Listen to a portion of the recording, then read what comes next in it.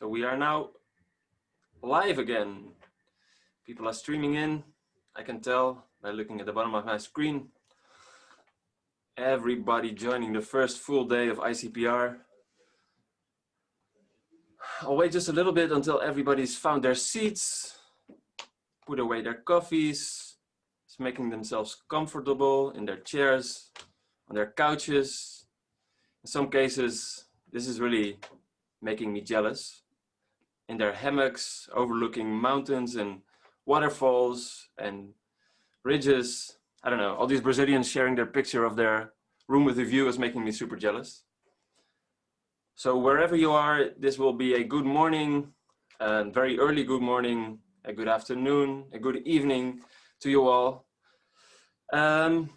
Yeah, people are joining. Welcome to the, again, a second official opening of the Interdisciplinary Conference on Psychedelic Research, our fourth. This is my second opening basically, or maybe even my third. We did a symposium on psychedelics in psychiatry and psychotherapy for Dutch psychiatrists yesterday. And then of course we had an official opening last night, which was a huge success. People played bingo. We had a beautiful streaming of the Trip of Compassion documentary. And there was so much engagement that we even managed to break Hoeva. So we complained, they listened to us, they added more servers, so we should be all be good to go. And like this is not my first introduction, this is also not the first time I'm preparing introductions. In fact, I spent quite a bit of time preparing my introductory remarks back in March when we were still planning to do an in-person conference in April.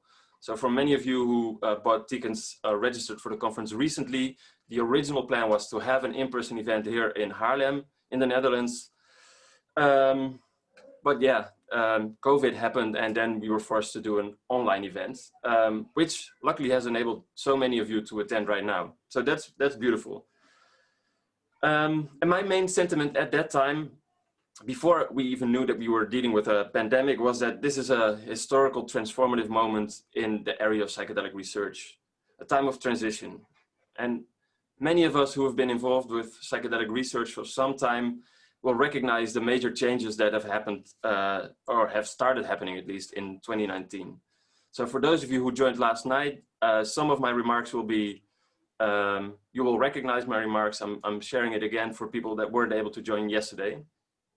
And this is also the point, again, in my speech where I would normally at a stage ask, so who's here at ICPR for the first time? Give me a show of hands. And maybe you are showing your hands right now. I have no idea. I cannot see you. I'm staring straight into a camera and looking at the screen right there. But we have to resort to polls. And what our polls have told us is that for roughly half of you, this is your first psychedelic conference at all. And that's amazing. So welcome very much, because I remember my very first psychedelic conference very vividly. This was back in 2006 in Basel, the LSD symposium celebrating the centennial birthday of Albert Hofmann. This gathering would have a profound effect on my own life, on psychedelic research in general. And it was actually the same year that Roland Griffiths published his landmark paper on psilocybin psilocybin and mystical experiences, where Carlos Zarate published the first RCT on ketamine and depression. And it was this incredible atmosphere at the LSD symposium that propelled Open into being that same year. And since then, it is as if, like I said yesterday, this mycelium that over the past several decades, since the mid-60s, has grown and spread underground, has suddenly found the right conditions and re-emerged into the light. And research centers, clinical trials, companies, venture capitalists are popping up like mushrooms left, right, and center. And this is the transition that I wanted to address back in our, at our in-person event in April. And it is still very much valid today. Psychedelic research doesn't take place in a vacuum, and it's deeply connected to societal, to political, to cultural structures. And this makes it especially important to address some of the contextual factors and to reflect critically on what this means, what these transformations mean. And so we'll have experts here at ICPR discussing the impact of mainstreaming, of commercialization, of the medicalization of psychedelics, the globalization of ayahuasca, and how to ensure equitable, equal, accessible, ethical, fair access. We've also done our best to include indigenous voices in the scientific debates, and many of the current developments may seem novel and groundbreaking to us here in the West, but they have been known for centuries by indigenous communities. They have a lot of wisdom, and they deserve our attention, and it's worth our listening to them.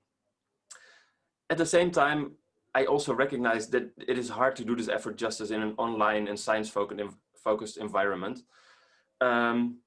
So we do have indigenous practitioners participating here, which I'm very grateful for, but we also have the opportunity to donate some of the projects that their communities have started.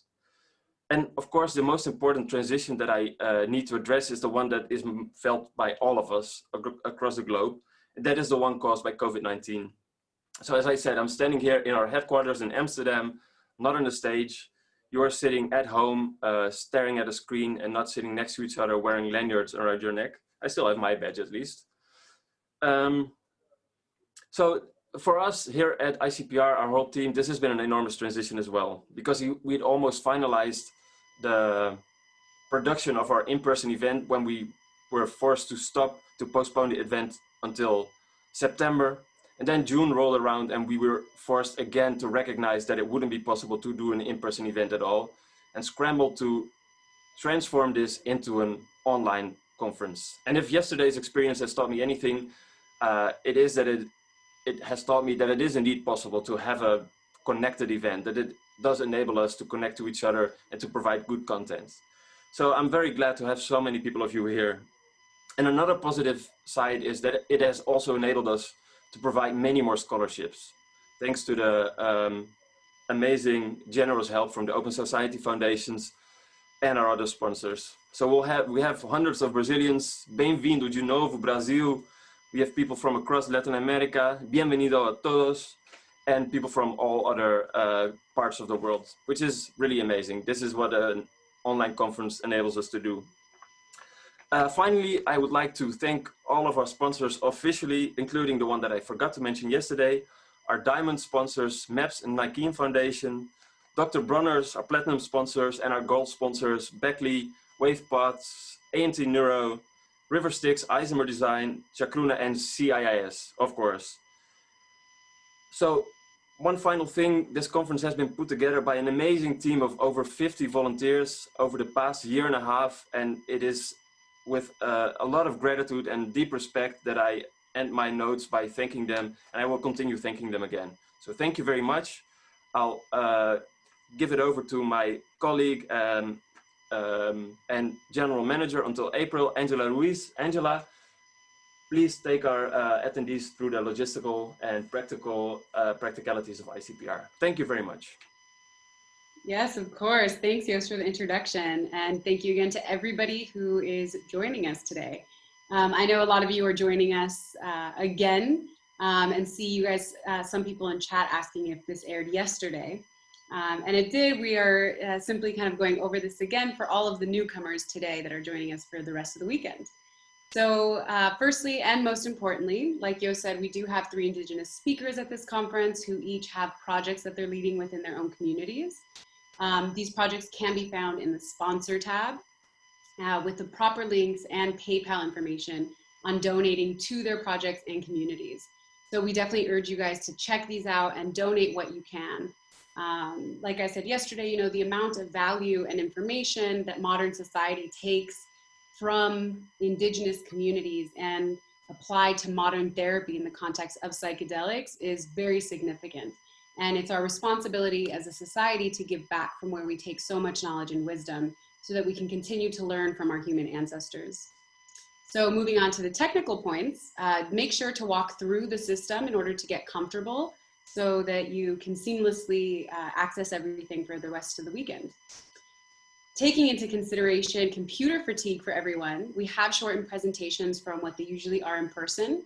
And this will definitely allow you to properly enjoy the information you're consuming throughout the weekend. In relation to that, and in order to keep you all as grounded as possible, we have made embodied experiences an important part of this conference, dedicated to all of our corporeal health. So you will notice that we have activities like live music, mini workouts, cocktails and campfires, breathwork workshops, networking, and more. So definitely take advantage of these activities. Community engagement is always a big part of in-person conferences. And since we are missing that due to COVID, we have created a space for all of you to chat and engage with one another. And you can even join video chats together. So definitely, if you feel so inclined, go ahead and do that. This also, just to let you know, this can be accessed through the community tab in the system. In regards to speakers, some of them will be available in video chat rooms after their presentations for a short time to engage with you as well. This is up to each speaker individually, so be sure to look out for that. And to access the Q&As after any presentation, please make sure to use the Zoom link in the description of each track, as it is definitely the best way to see these, and Zoom tends to have great quality. Now, we do ask that in chat rooms, you keep it professional and refrain from sharing detailed personal experiences with consumption of psychedelics and psychedelic festivals. Even though these are fun topics, let's definitely keep in mind that we are a large group here that range from having lots of experience with this topic to having very little experience. So let's welcome everyone in the community by keeping the discussion on topic with psychedelic research. Lastly, in case you missed any of the presentations or would like to watch some that are in conflict with other presentations, all speaker presentations will be recorded and uploaded to Huva, available for you to go back and watch for the next several months. Yeah, and again, make sure to check out those Indigenous projects under the sponsor tab. So without further ado, I hope you enjoy ICPR 2020 and learn from all the incredible speakers that are passing their knowledge on to us. And I give it back to you, Joost, to officially kick off. Thank you. Thank you very much, Angela. And it is my distinct pleasure to introduce one of the people that I first wanted to invite to the conference, the amazing Nicholas Langledge. He's an anthropologist, a science historian, and he is the author of the amazing book that I really thoroughly enjoyed, Neuropsychedelia. But today he will be talking about his most recent book, which is on chimpanzees, culture, and primatologists. I'm just kidding. Nick will be giving an interdisciplinary talk, which is one of the reasons I really wanted to have him, because I think he's a truly interdisciplinary researcher in many fields, but also in the topic of psychedelics. And he will address some of the paradoxes and contradictions that are inside, that are maybe part of psychedelic research. And I recently saw a topic started a few days ago, actually in Huva, on whether psychedelics contribute to anti-authoritarianism inherently. And I think this is one of the topics that Nick may actually discuss. So without further ado, Nick, I'm really looking forward to your presentation.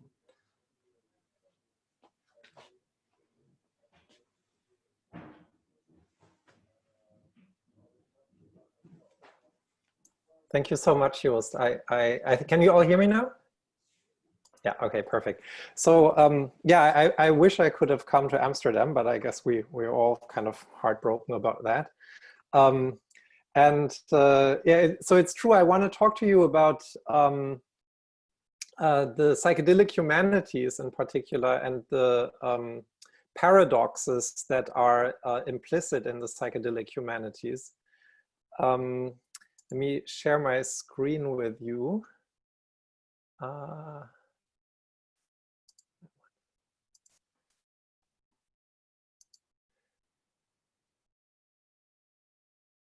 Okay, so it's 2020 now, and that is to say that the renaissance of psychedelic research is entering into its 4th decade. In a way, it has been going on for longer at this point than it ever was in its original manifestation in the 50s and 60s. And this has brought us to the brink of getting MDMA and psilocybin registered as medicines. The path to get here was very much through using bioscientific and medical research to move psychedelics out of the counterculture and into mainstream science and society. I would argue, though, that this success of mainstreaming is now also posing new challenges, and that is the growing diversity of psychedelia. So psychedelia is moving beyond the psychedelic community as we knew it. If you went to the kind of conferences like the LSD conference in Basel, where Joost first went and where I also went, even though we didn't meet, you know, this was a very different crowd from the people who are populating the psychedelic field today. We're seeing more career-oriented scientists, we see for startups, we see investors, right-wing philanthropists, far-right intellectuals, Black hip-hop bands. And what I want to talk about, we also see social researchers and humanities scholars. So the challenge here is that psychedelia is no longer the exclusive domain of white liberals motivated by their own psychedelic experiences. And then the revival of psychedelic research in the 1990s and 2000s was largely confined to biomedical sciences. One noteworthy exception is the German philosopher of mind, Thomas Metzinger, who has accompanied this since the beginning. I actually also met him at that famous LSD conference in Basel. You know, of course, philosophers and humanities scholars have already experimented with and wrote about psychedelics before the breakdown of the first version of psychedelic research. So, you know, think of Jean-Paul Sartre or Aldous Huxley or Houston Smith. But what we have seen in the past 10, 15 years is that a growing number of philosophers, literary scholars, historians of medicine, STS researchers, cultural anthropologists, and so on, have begun to build more of a academic subfield, however small, around psychedelics, which complements the biopsychiatric work that has been going on for longer. And I think this is an important contribution to psychedelic research at large, because it addresses issues that cannot be addressed by way of controlled experiments or statistical analysis. I very much think of the American philosopher Richard Rorty's account of how the two epistemic cultures of the sciences and the humanities relate to each other. He wrote, when we know what we want but don't know how to get it, we look to the natural sciences for help. We look to the humanities and arts when we are not sure what we should want. And psychedelic experiences are often quite puzzling, and they leave us with questions that can be captured quite well in terms of we're not really sure what to make of this, what should we want. So instead of departing from firm moral principles or hypothesis to be tested, this kind of humanist inquiry departs from a sense of wonder, bewilderment, confusion, and so on. And in that respect is much more open-ended and gradually works towards clarification. My own main contribution so far to this field was the book that Joost mentioned, Neuropsychedelia, the Revival of Psychedelic Research Since the Decade of the Brain, which the University of California Press brought out in 2012. This book was very much driven by a philosophical question, maybe not the kind of question that you would discuss in a philosophy seminar at a university, but a philosophical question nonetheless. And that is how to square psychedelic-induced mystical experience with a naturalist conception of the human. I approached this by conducting ethnographic fieldwork in two laboratories, Franz Vollenweider's lab in Zurich and Mark Geyer's animal lab in San Diego, both of which played crucial roles in the revival of psychedelic research. The idea was to go to the field in order to find interlocutors who had internalized neuroscientific knowledge and who had firsthand experience with psychedelics, and to use the conversations with them to work through my own questions. So this was a kind of participant observation in that I wanted to learn from interlocutors about the world, in this case about psychedelics and psychedelic experiences, by looking over their shoulder and participating in their experiments as a human subject. So neuropsychedelia is an ethnography. Ethnography literally means writing about people. I did write about people. I wrote about their practices, about the they had, because even within a single lab, people tended to disagree quite profoundly about what to make of psychedelics.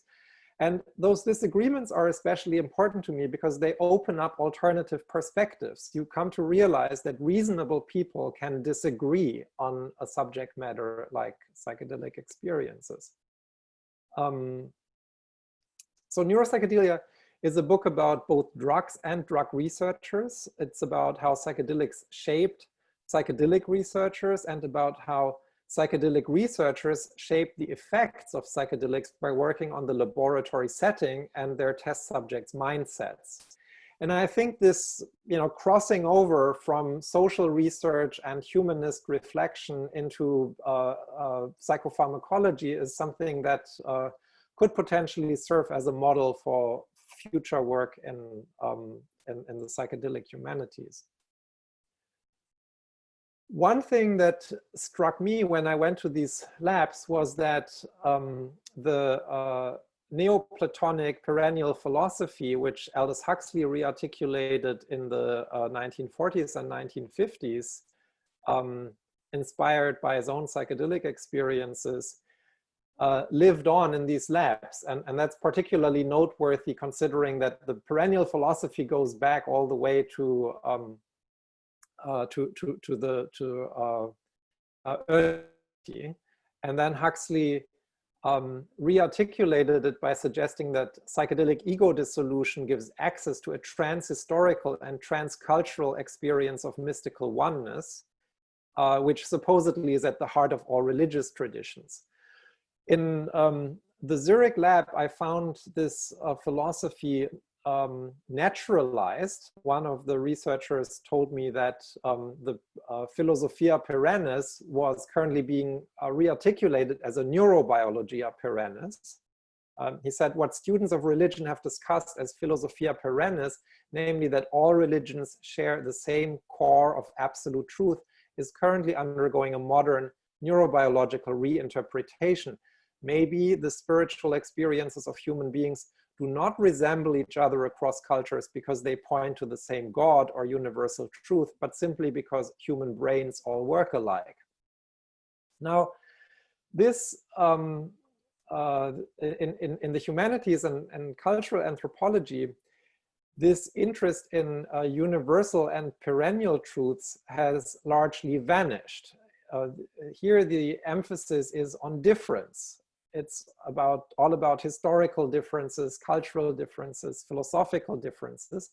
And the reason for that is by showing that things could be otherwise, you suggest that an unacceptable world can be changed for the better. So I suppose we're all quite invested in this practice of critique, but I would also argue that it's at odds with a sense of mystical acceptance, with going with the flow. If you reread Huxley's Doors of Perception, you will see that he describes that on mescaline, the world appeared to him as neither agreeable nor disagreeable. It just is. That's what he called Istigkeit or isness, a concept he had taken over from the medieval mystic Meister Eckhart. So then the question is, do we want critique or mysticism? That's the kind of philosophical question that Rorty points to. What we don't know what we want, or at least I'm not entirely sure what I want. So I'm currently working on a short new book, which is a sequel to Neuropsychedelia in a way, although it will take a very different form. It's more a series of short micro essays that each of which is an experiment with a contemporary variant of Neoplatonic mysticism. The book could also be read as a prolonged meditation on something that the underground drug chemist Alexander Shulgin once said. he wrote, funny, I'd forgotten that what comes to you when you take a psychedelic, he had just taken 500 milligrams of mescaline, is not always a revelation of something new and startling. You're more liable to find yourself reminded of simple things you know and forgot you knew, seeing them freshly, old basic truths that long ago became cliches, so you stopped paying attention to them. So my proposal for the psychedelic humanities would be to use them to integrate such freshly experienced old truths with new scientific research and with the changing historical times that we live through. Now, that again creates tension within the psychedelic humanities, because how do we square such timeless truths with a conception of philosophy as its own time comprehended in thought, as Hegel put it? So, I want to put this suggestion next to a couple of other suggestions that are floating around in this field of the psychedelic humanities, because I do think of the humanities as a polemic dissensive field, as one that is animated by its inherent pluralism. So one interesting suggestion comes from Neshe Divenot. Divenot argued that we need to bring in the humanities and social research because scientific discourse can't exhaust the psychedelic question, and I totally agree with her on that. Her suggestion is to model psychedelic studies on queer studies. That would make psychedelic studies an emancipatory project that aims at articulating a psychedelic identity. So in her case, as a psychedelic woman. And she encourages us to come out of the closet, speak about our interests in psychedelics in public to counter the stigma associated with psychedelic and with any drug use. Now, I would argue that asserting one's identity, any kind of identity, is at odds with a mystical focus on ego dissolution. So that would raise the question, is psychedelic identity a contradiction in terms? Another interesting project is psychedelic humanism. Nicholas Powers has written an interesting article about that, in which he reports that he was raised in the Black radical tradition and that psychedelics healed him from his own xenophobic biases against drug users, Jews, and queer people. And it led him, or psychedelics led him to drop his militancy for a commitment to a common humanity. So he calls this a form of radical humanism. Now I think that this radical humanism, like any humanism really, is based on a paradox that assumes that there is something inhuman hidden within the human. And this paradox in this case comes out when he asks the white psychedelic medical movement to, quote, tell the wealthy and privileged few that they are the prodigal sons of history who left the home of our common humanity. So you see a reproduction of an us versus them distinction in this kind of humanism, even though it's, so on the one hand, there is a common humanity that we are all part of, but then there is the wealthy and privileged few who have left that common home and who are now outside of it. So that's them, right? I would argue that this again is at odds with the psychedelic mysticism and its emphasis on unitive experience. And I think Powers notices that when there is a tension when he asks, can the promise of ego dissolution work when Black ego defenses are needed to withstand racism in America? So again, you have a question of what do we want from psychedelic drugs? Here, do we want more of this kind of common humanity approach in a humanist vein, or do we want a psychedelic mysticism? And the last case I want to present to you is that the revival of psychedelics has also gone along with the revival of conservative far-right and integralist psychedelic culture. That's obviously not represented within humanities departments, which especially in the US are predominantly liberal. But it can go, look back at a tradition that, one of the main people in this would be Albert Hoffmann's fellow psychonaut Ernst Jünger. So Visit to Godenholm has just been translated into English by a person who comes from the scene. His book of essays, Annäherungen, has not been translated yet, I think. The forum where you can see some of that discourse going on is a journal called Tyr, named after a Nordic war god, myth, culture, tradition, where psychedelics are being discussed in the context of white identity politics, which they call bioregionalism. I think we used to call that racism. And neo-pagan spiritual regionalism, the idea of building on building on European pre-Christian traditions of shamanism instead of a cosmopolitan reach towards Amazonian traditions or Buddhist traditions and so on. So again, I think this is at odds with psychedelic mysticism.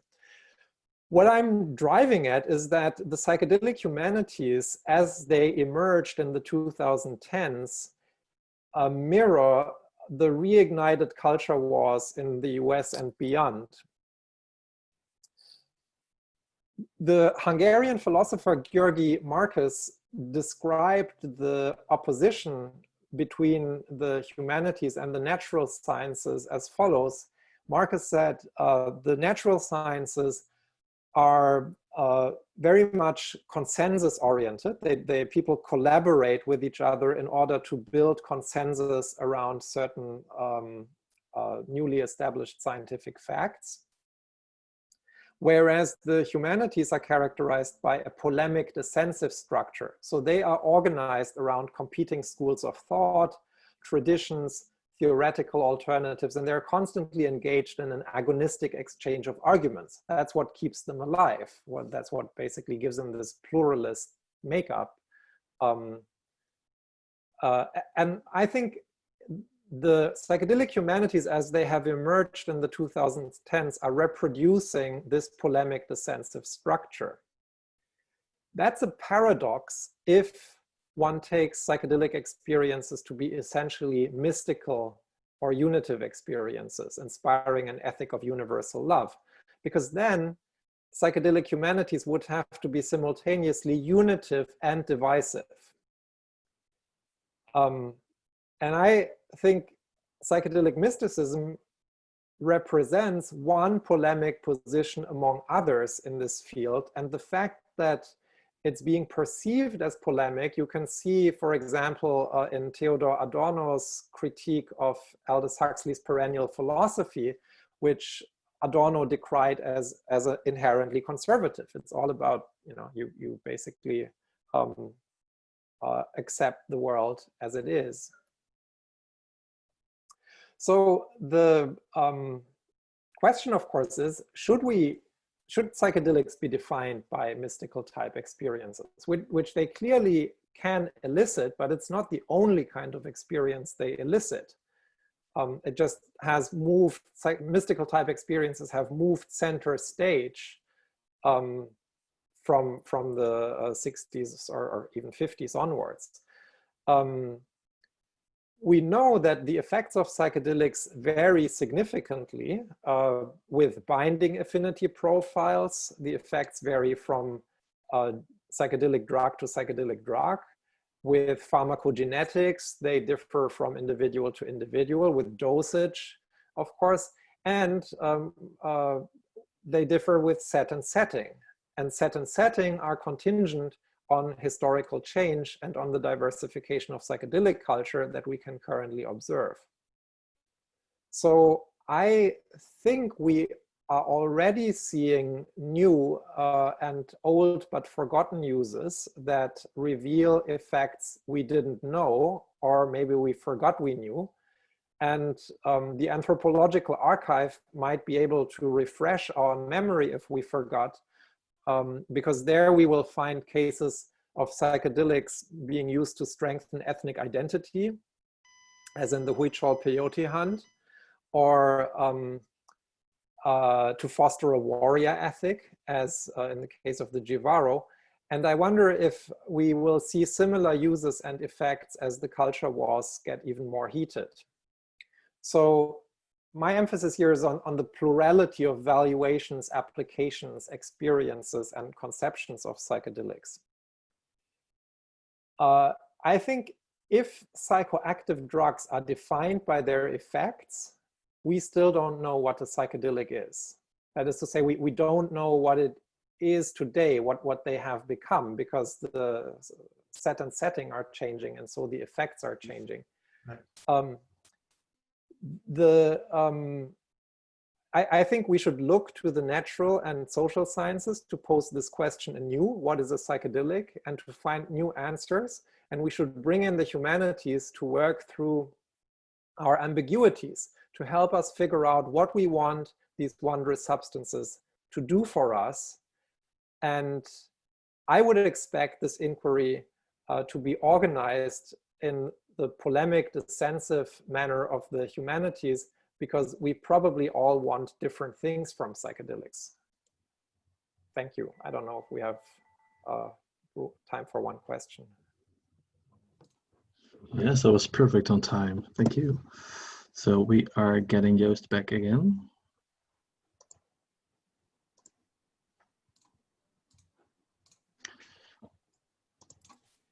Yes, I'm back. Thank you very much, Nick. That was beautiful. Yeah, there is no feedback, right? So here's a short applause from my side. One of the immediate questions that I had is when you said if it's possible for something to be both unitive and divisive. Well, that's an inherent paradox, and could that also not be interpreted as an essential element of a mystical interpretation of psychedelia? Paradoxes being one of the qualities of mystical experiences? Maybe. I mean, you know, I could also think of other ways to resolve the paradox, right? I mean, one is through temporalization. So, you know, you go through a unitive experience, and then you come out of it, and you make something, you know, everybody sort of learns a different lesson from it. I do think that there are ways to resolve the paradox, but you know, we should think about it as a paradox that allows for multiple forms of resolutions. Yeah. Or you know, you could also think about it as the psychedelic humanities as a whole, right? That basically you don't think of them as isolated positions, but they basically need to represent a wide spectrum of positions in order for the unification to be happening in the field as a whole. Right. Okay, that's a lot of food for thought. I can imagine that people will want to continue the discussion with you in a multi-room. I can give you one more question, but we have 1 more minute.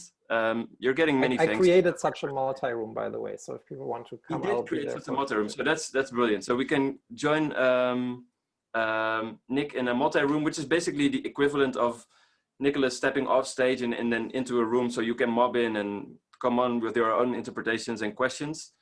Okay, I'll just share one question from Destiny, who asked that, could it be that sometimes recognizing separation and questioning separation could bring about a sense of oneness? In a paradoxical fashion. Yes, it's a theme, I think. Yeah, yeah, I mean, you know, in some sense, you know, experiences of oneness can separate you from other individuals, right? Because they no longer exist as individuals. Yes, and I can even imagine it leading to a form of messianic identity, where you've transcended the rest and yeah, exactly. There is a strange solitude in this sense of radical oneness, which is also quite disturbing, actually. Yeah, I think so. I think this is a trend that we actually see sometimes in people who become involved with psychedelics. We do have to wrap it up. I know time is short and these are short presentations, but that's one of the effects of doing this online. Thank you very much, Nick. I really enjoyed it. This was a great presentation, very thought-provoking. And for those who want, they can join you in a multi-room in a community board. Yeah, I hope I'll find it. I hope so too. And that all other people will be able to find it. So we have a short break. In 5 minutes, we have 2 more tracks. One on multidisciplinary 5-MeO DMT research, and another one sponsored by Alias on altered states of consciousness research, or states of consciousness research. Thank you very much, and we'll see you again in a couple of minutes. And thank you very much again, Nick. Thank you.